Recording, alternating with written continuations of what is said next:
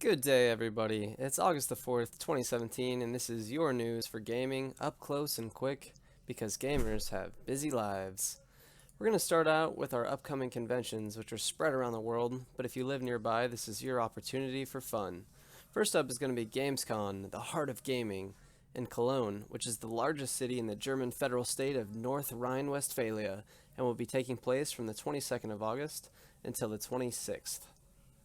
Particularly of note for Gamescom will be the PlayerUnknown's Battlegrounds, aka PUBG Invitational, which will have a prize pool of at least 350,000. 80 players will be invited, and several attendees will have a chance to play on the spot at Gamescom. It will be a mix of rounds, including the new first-person perspective, which is already a big hit for its frantic firefights and more competitive edge. Next up is Pax West in Seattle, Washington from September the 1st until the 4th. It has an impressive lineup of gaming-inspired bands, a rich history, and plenty of cosplay, coffee, and cuties. Here are some pictures from the past events coming up right now. Unfortunately, the badges are sold out, but they can still be salvaged online. The last event we'll be talking about today is Twitchcon, which will be taking place in Long Beach, California from October the 20th to the 22nd. Twitchcon has had a really successful showing over the last years and has had a fantastic call of content, and will be putting on an excellent tournament similar to Gamescon's PUBG Invitational. Most notably, on Saturday the 21st, Twitchcon will be hosting a costume party in the entire harbor and the Queen Mary herself, which is going to be all of ours for one glorious frightening night. All 3-day and Saturday badge holders will have free admission to this party, which is going to be going from 8:30 p.m. until 1 a.m. in the morning.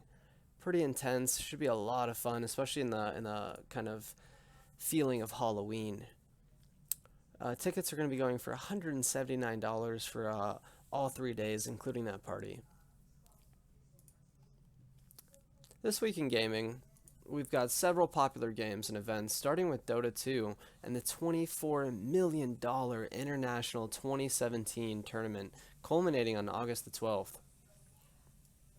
The main event will be from August the 7th until August the 12th.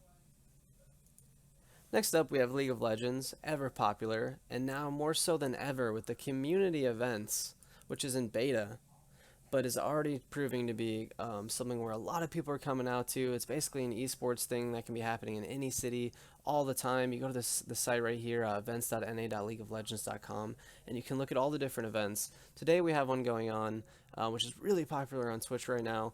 It's going to be a one-off tournament with a single elimination, and lots of prizes going on, with first place getting 70% of the prize pool. And it's been really popular because it has tournaments and rule sets similar to poker, as well as buy-ins. As you can see right here, this one was actually a $20 entry cost for each team. Next up, we've got PUBG. Yesterday, PUBG released its first-person perspective mode, which is having a lot of server problems, but is already wildly popular. You can also now honk horns on the cars, which seems to be all the rage, and some people are doing it basically the entire match. Path of Exile released its 3.0 version today, along with the Harbinger League, which has been super popular, rocketing up to third place on the Twitch US viewer list, with streamers like Lyric and Dan Gaming racing toward the new axe and dangerous endgame gods. Hearthzone will be receiving its Knights of the Frozen Throne update August the 10th, and the card reveal was streamed and turned out to be also incredibly popular. Pre-purchasing now offers 50 card packs for $50 at $1 a pack. This is a really good deal if you're into Hearthstone, but it's becoming more and more popular as the game progresses. The meta seems to be changing with every expansion. Also this week, Fortnite released, which totes a large base building / zombie trapping and blowing up experience with your friends.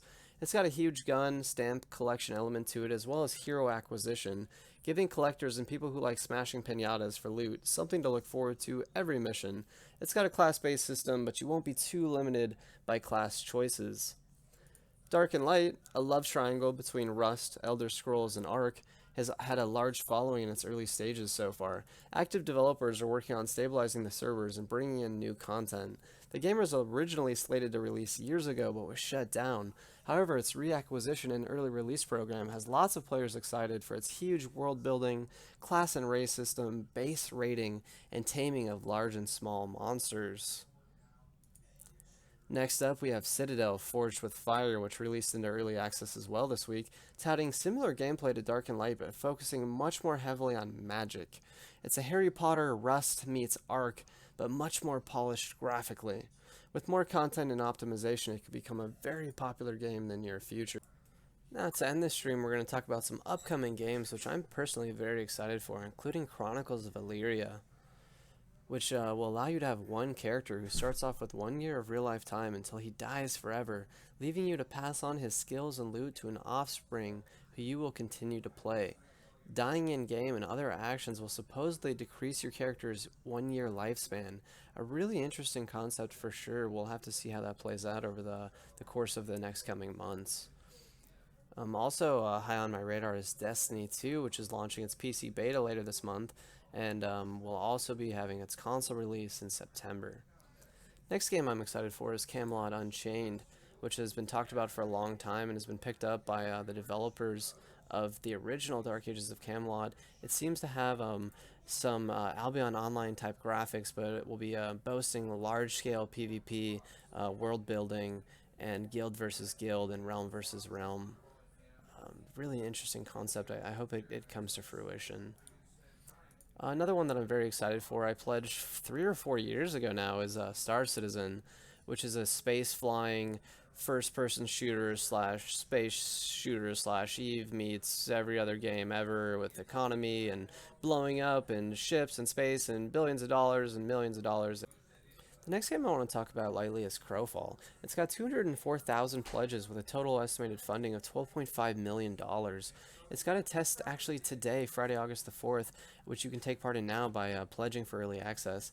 It's got several classes and races, and it is kind of toting a gameplay where you have your permanent homeworld for your guild and for yourself, and then you'll go take part in campaigns and conquests, which are temporary, that will range and vary very much in time, from days to months to years, or however they're going to do it. And so you go out there and you fight in these rules and these conquests and these rule sets, and you make a name for yourself, and then you try to bring home the loot to your homeworld to craft and to build and to further your conquest in these worlds. So a very interesting concept. We'll see if that comes to play as well. Anyway, guys, this has been a presentation by Midnight Nation. I hope you like it. Please let me know in the comments if you want me to include any other conventions or games. I'll be trying to do this about once a week, depending on how much time I have available. Thanks, guys. Take it easy.